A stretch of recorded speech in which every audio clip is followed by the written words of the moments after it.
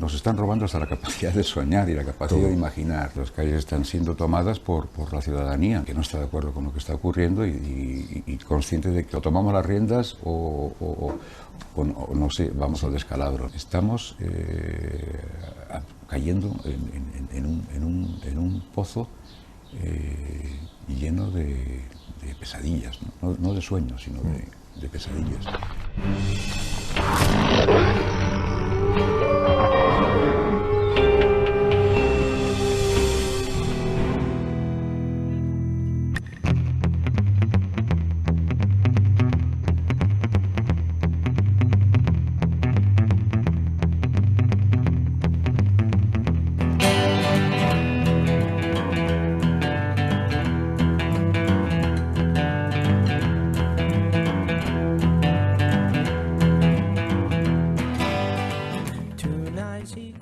Luis Eduardo, tú en tu vida, a través de tus canciones, tu pintura, tu poesía, tu cine, siempre has estado buscando la belleza, el amor.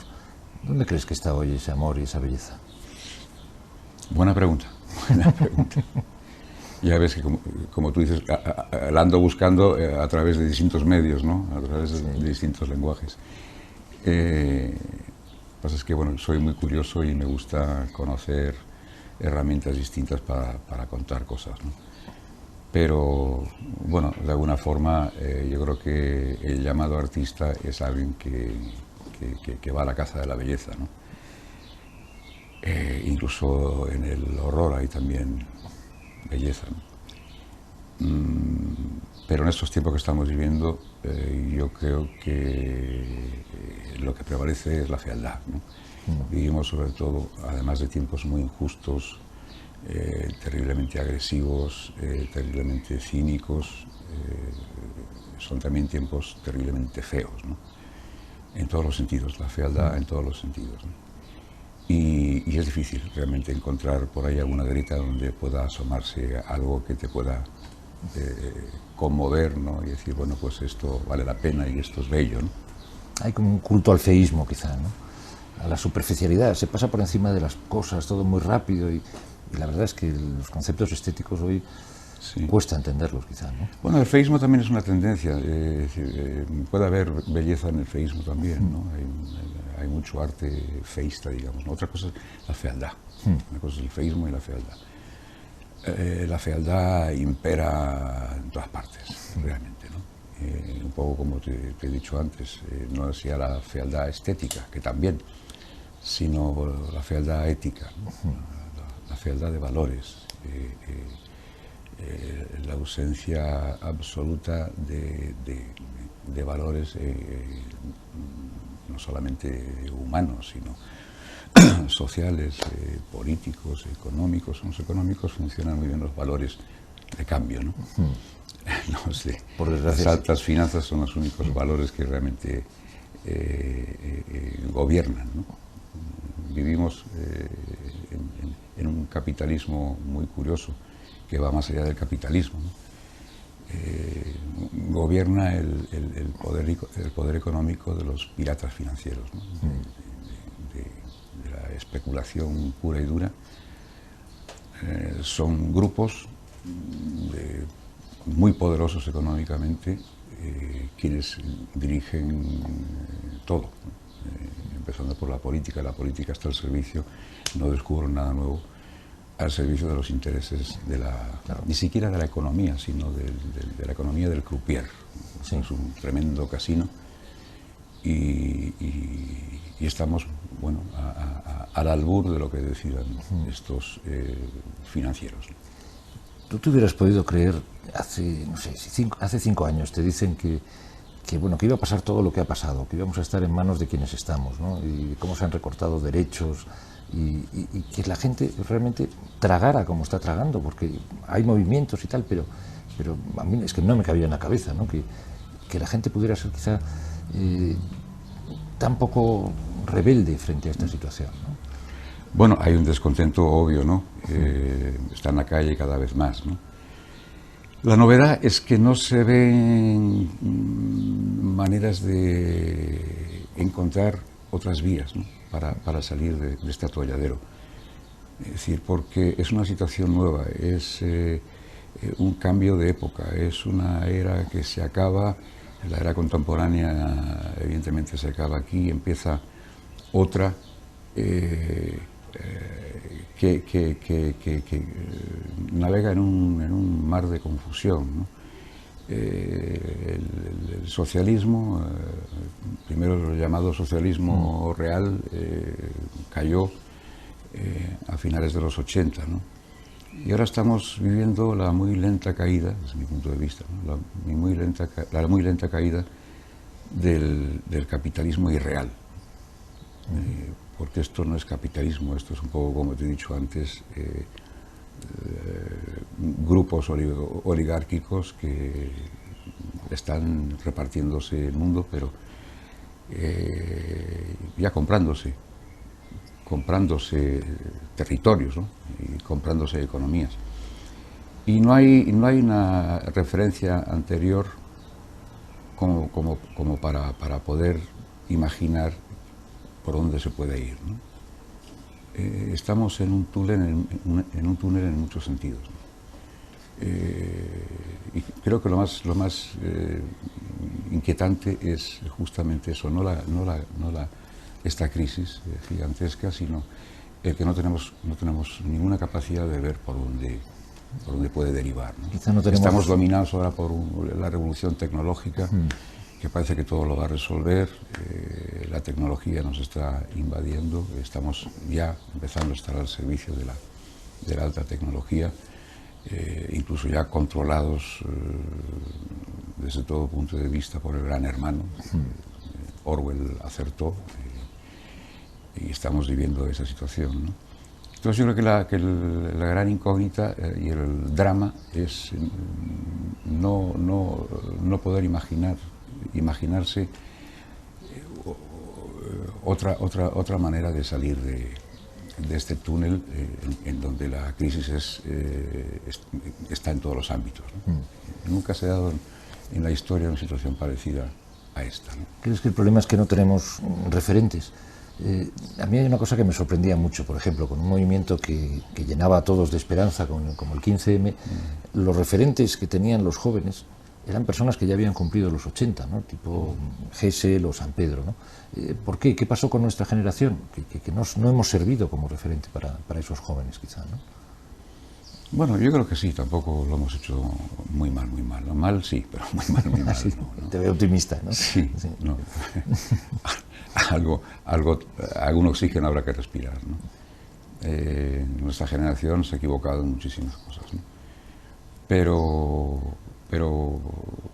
yo creo que hay mucho rescatable, ¿no? En cuanto al espíritu de lucha, al espíritu de no rendirse, a la necesidad de pelear y de conquistar. Lamentablemente ahora todo lo que se conquistó se está perdiendo, ¿no? Bueno, pues a reconquistar de alguna manera. Pero ese espíritu de lucha yo creo que se mantiene, ¿no? Muy desangelado, con mucho escepticismo, pero yo creo que no hemos tirado la toalla del todo, ¿no? Y los que vienen ahora están recogiendo esa energía, yo creo. Hay movimientos nuevos que están surgiendo, que se están haciendo, ¿no? Que se están construyendo e intentando diseñar algún ámbito de convivencia, ¿no? Es curioso, yo creo que una de las personas que hablan con más lucidez de lo que está ocurriendo, en estos tiempos que estamos viviendo, es el Papa, ¿no? Sí. Me parece uno de los pensadores más lúcidos. Todo lo que dice tiene sentido, ¿no? Es decir, estamos metidos en una situación en donde el protagonista es el dinero, ¿no? Y él está absolutamente en contra de eso. Hace poco le he visto una entrevista y que ese es el camino equivocado, ¿no? Que el centro de todo debe estar al servicio del ser humano, ¿no? Se ha perdido esa conciencia de quién debe ser el protagonista de la historia, ¿no? Y bueno, pues con eso coincido con el Papa Francisco en muchas cosas. te hablo de él porque hace muy poco Sí, que le he que has visto escuchado. una entrevista, ¿no? Claro, todo lo que dice tiene sentido y es lógico y tiene razón, ¿no? Y sobre todo que lo ve muy claro, que eso es lo difícil, ¿no? Verlo claro. Dice, bueno, que Dios dispondrá y arrojará la luz sobre nuestras mentes oscurecidas, ¿no? Ojalá no se equivoque. Ojalá. No, y además era necesario, ¿no? Un cambio en una institución como la Iglesia Católica después de unos papas que realmente traían unos mensajes que costaba mucho entender, ¿no? Toda aquella cerrazón con el tema del preservativo, todo aquel tipo de historias que dices, bueno, y este no, es una bocanada de aire fresco, ¿no? Con todo lo que está planteando, ¿no? Sí, yo creo que el peor enemigo con el que se va a encontrar va a ser la propia Iglesia, ¿no? Claro, la propia estructura. El Vaticano, que son 2000 años de poder absoluto sobre todo el mundo, y ahí va a tener la gran bronca con esos enemigos interiores, ¿no? Pero bueno, he hecho una referencia a él porque bueno, es persona culta, obviamente, y tiene una mirada sobre la realidad muy, insisto, muy lúcida, ¿no? Y tal vez lo que se está echando de menos ahora, en estos tiempos seculares, ¿no? Final de era, lo que más se echa de menos son visiones lúcidas, ¿no? de la realidad, ¿no? Y visiones generosas además y con una cierta dosis de esperanza, ¿no? Porque hay mucha desesperanza y entonces, Desde luego. Se agradece que alguien pueda aportar algo de esperanza. Yo no sé, la esperanza la veo en esos movimientos ciudadanos que hay hoy, como el tema de la paz, ¿no? El tema de los desahucios o el tema, por ejemplo, de la reconciliación y la paz en Euskal Herria, ¿no? Es decir, es la propia ciudadanía la que toma las riendas del asunto, de los procesos y se enfrenta a unos poderes que quizás están totalmente anquilosados y han quedado muy desfasados, ¿no? O sea, el inmovilismo del gobierno con el tema, por ejemplo, de política penitenciaria o incluso todo el tema de los bancos con el tema de las hipotecas, que no quisieron entrar a humanizar aquello, se ampararon en unas cláusulas que son totalmente ilegales, ¿no? Y que ahora los tribunales están dando la razón a las plataformas antidesahucios, ¿no? Yo creo que quizá la esperanza está ahí, en ese movimiento ciudadano, más que una actitud quizá de espera a ver que los políticos nos vayan a resolver esto, ¿no? Yo creo que la ciudadanía está tomando las riendas ahora, ¿no? No, pero eso es evidente, está ocurriendo eso, así que las calles están siendo tomadas por la ciudadanía, ¿no? Por una ciudadanía que no está de acuerdo con lo que está ocurriendo y consciente de que o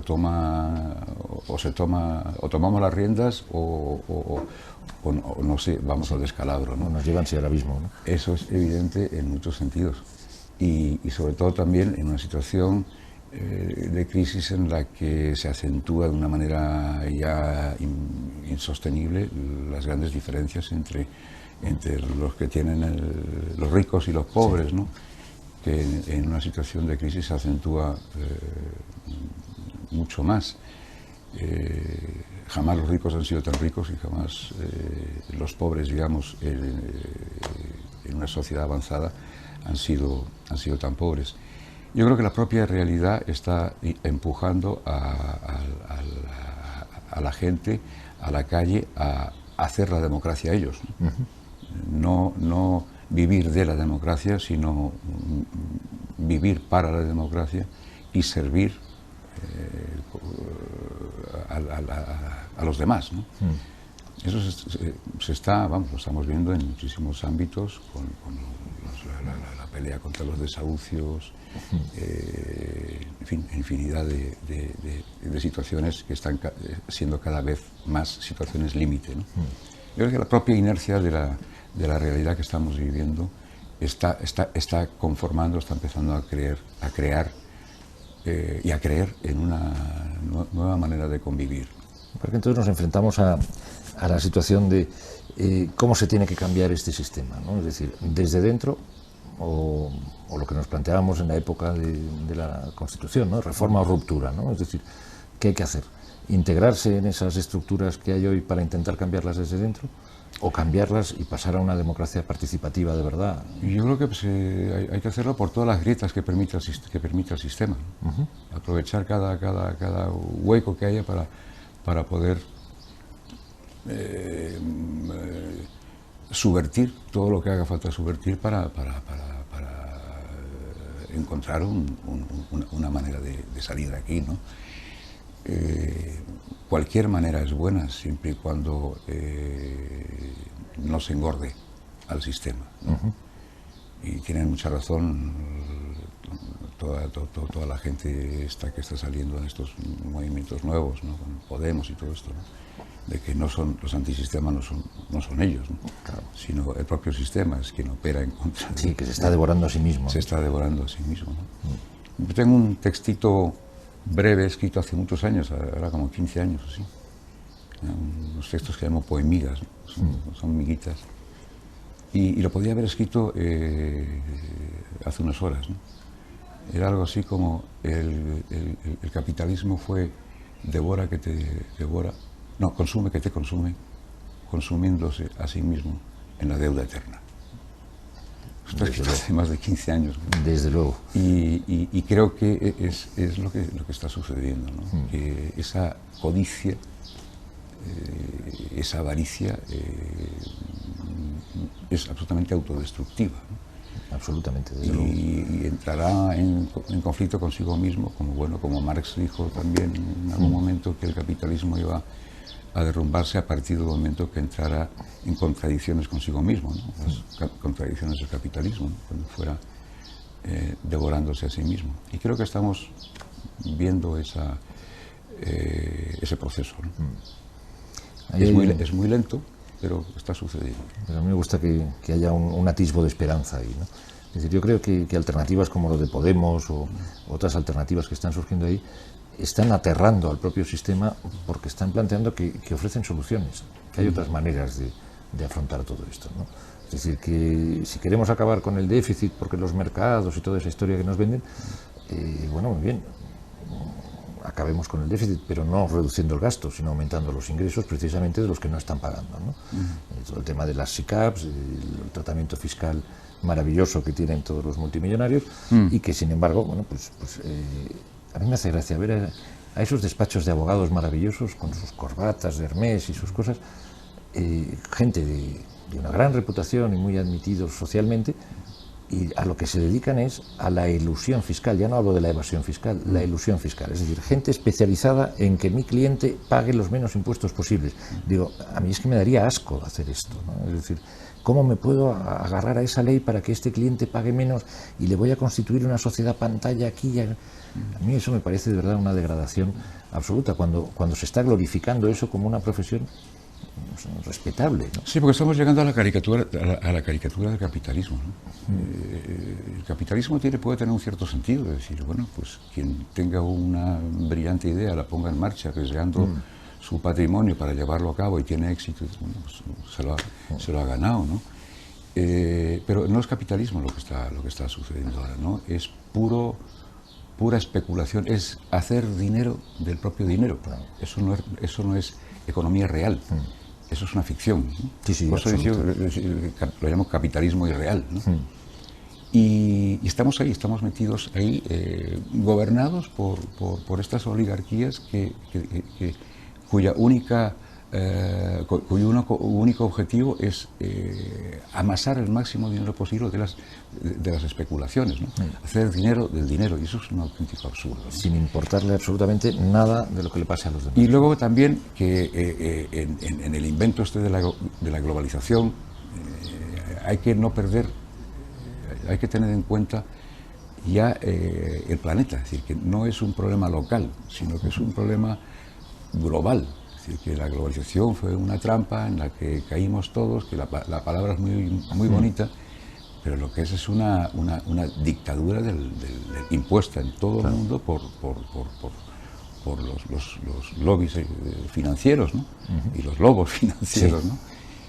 Entonces es muy difícil encontrar alguna solución. Es complicado porque estamos todos metidos en ese engranaje y totalmente aprisionados por esa globalización de los mercados, ¿no? Los mercados son quienes globalmente se mueven con toda libertad, haciendo todo lo que es la anarquía del mercado, ¿no? Y y está ahí y hay que tenerlo en cuenta, ¿no? Que estamos metidos en una situación distinta, ¿no? Nunca jamás la economía ha sido tan poderosa en todo el planeta, ¿no? Además todo es interactivo, es decir, todo lo que ocurre aquí depende mucho de lo que pueda ocurrir allí. Oriente, que antes no existía, ahora ya existe. China es un gran protagonista que está interviniendo en toda la economía mundial. Es decir, es muy complejo y muy pero que nos afecta muy nuevo, ¿no? Directamente. Es decir, por ejemplo, acabas de mencionar el tema chino. Aquí el Partido Popular está cargándose lo que es el concepto de justicia universal precisamente por las presiones chinas, ¿no? Y como es el tenedor del 20% de la deuda pública española, pues presiona y dice, oye, no, a mí que no me persigan, yo cometo todos los crímenes que me dé la gana, pero a mí que no me siga un juez español, ¿no? Entonces, a partir de ahí, en una semana, y por la puerta de atrás, se cargan un concepto que era una de las bases de nuestra civilización, que es el tema de justicia universal. Entonces, para proteger a 4 dirigentes chinos, ha dejado desprotegidos a todos los ciudadanos españoles, ¿no? Entonces, ¿cómo nos está afectando realmente esto, ¿no? Porque priman los intereses económicos, ¿no? Económicos, es que tampoco económicos, sino del business, ¿no? Sí, la palabra economía prácticamente tampoco existe en el lenguaje financiero en Estados Unidos, ¿no? Se habla de business, de negocios. No existe, la economía es una palabra muy lícita, ¿no? Los mercados también existen desde que el mundo es mundo prácticamente, ¿no? Pero otra cosa es ya hacer ciencia del mercado y negocio de la economía, ¿no? Entonces es una transgresión de conceptos que están ahí y que son difícilmente compatibles, ¿no? Es la propia perversión del sistema, ¿no? Pero ¿y cuál debería ser el papel de la cultura ahí? Bueno, yo creo que el papel de la cultura en su espectro más amplio, cultura es casi todo aquello que nos hace civilizados, que nos hace sensibles y que de alguna forma nos acerca al sentido de la vida, ¿no? Si la cultura no sirve para eso, no tiene ninguna función. La cultura es necesaria siempre. Desde que el ser humano está en la Tierra ha tenido que desarrollar su curiosidad. La cultura es consecuencia de la curiosidad del ser humano, ¿no? De saber qué hay detrás de las cosas, y esto por qué, y esto tal, y hacerse preguntas, ¿no? Entonces, no contar con la cultura en cualquier dinámica histórica, en este caso la que estamos viviendo, sería un suicidio. Porque entonces si se pierde el sentido de la vida, la razón de ser, no solamente del ser humano, sino del colectivo humano, no sé qué es lo que queda, ¿no? Entonces la cultura es absolutamente imprescindible para que no dejemos de distanciarnos demasiado de lo que somos, ¿no? Y en este momento creo que estamos en las antípodas de lo que realmente debe ser la vida y la función del ser humano. Y sin embargo estamos viendo como hay un genocidio de lo que es la cultura, y quizá es el colectivo que menos organizado está en la defensa de la propia cultura, ¿no? O sea, vemos el tema de la marea blanca, vemos el tema de la marea verde, defendiendo la sanidad, la educación, y la cultura parece que no despega, cuando realmente debería estar ahí en primera línea, ¿no? Como es la tradición del papel cultural, de los intelectuales, de los artistas, ¿no? ¿A qué crees que se debe esa sensación de que no transmite, ¿no? De que no hay una lucha real desde la cultura? Porque es un colectivo poco homogéneo, ¿no? Cada persona que de alguna forma vive para desarrollar su inteligencia o su sensibilidad, ¿no? es un mundo particular, un mundo propio, ¿no? Y es difícil, ¿no? que esos mundos propios se pongan de acuerdo para una reivindicación masiva, que las hay y las ha habido y las habrá, ¿no? Pero el artista o el intelectual, son palabras palabras también que no me gusta decir, pues son seres humanos que desarrollan tal vez más en su trabajo la inteligencia o la imaginación, y otros que desarrollan la magia, ¿no? Son personas poco gremiales, ¿no? De alguna forma. Y así ha sido siempre a lo largo de la historia, ¿no? Los grandes intelectuales han sido personas que en su soledad de repente han encontrado maneras de entender el sentido de la vida, ¿no?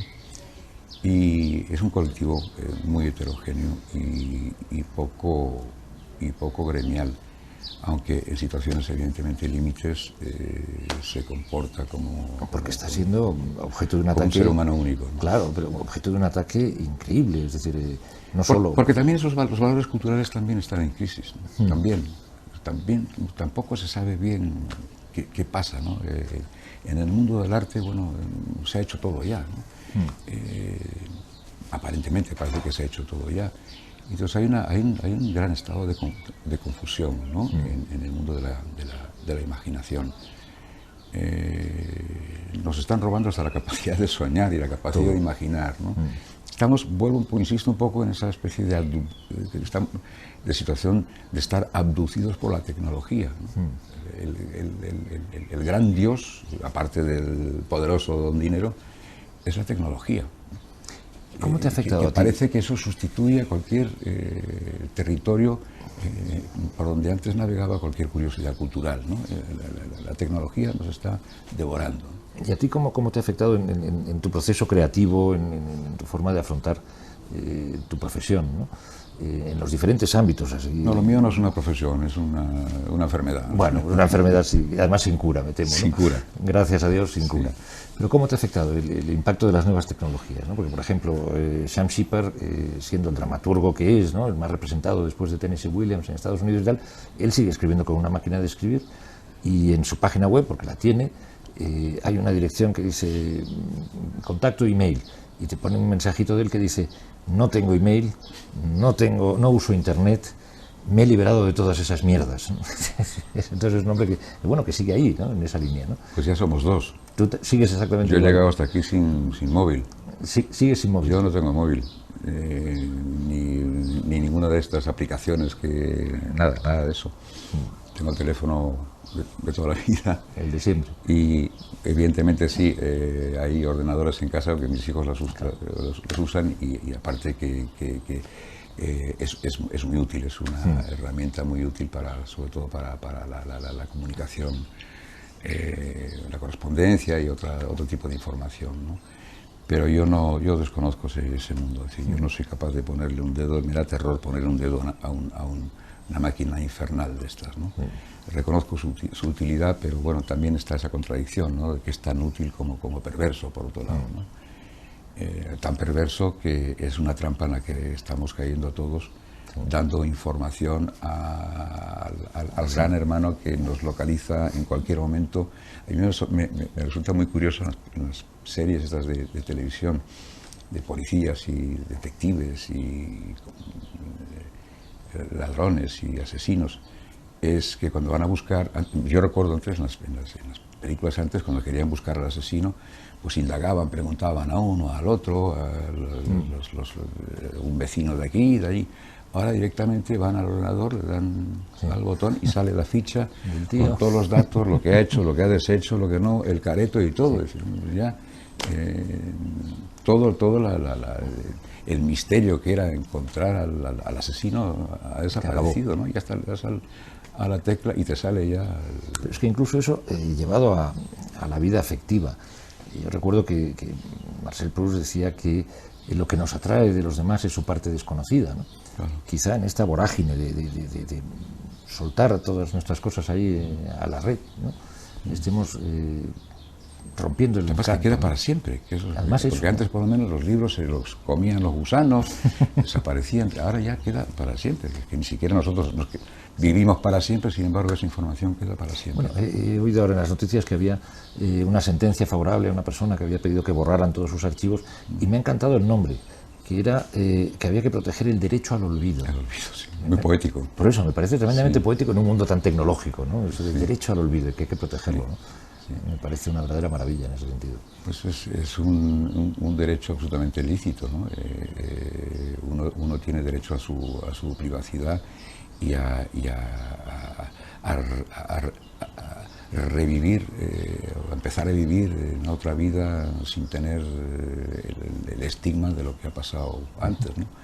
Que siempre está ahí, ¿no? Pero de todas formas uno puede disponer también debería disponer de sus horrores, ¿no? Y de sus culpas, ¿no? Fantástico, pues ahí hemos llegado. Ya ha pasado la media hora. De verdad que me ha encantado, Luis Eduardo, el escucharte. Me ha gustado mucho esa cosa que has comentado de socialismo real y el capitalismo irreal, ¿no? Creo que eso es maravilloso. Es así. Salta a la vista. No, pero es que es así. No invento nada, ¿no? Eso es lo que hay, ¿no? Es decir, estamos frente a estamos en una irrealidad, en la virtualidad, y absolutamente, como te he dicho antes, en las antípodas de lo que yo creo que debe ser el ser humano, lo que debe ser la vida, ¿no?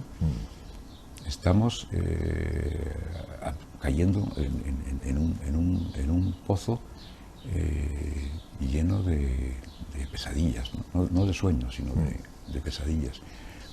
Porque esto está empezando a ser una pesadilla. Por desgracia. No sé si es bueno terminar así o no, pero en fin. Ahí está.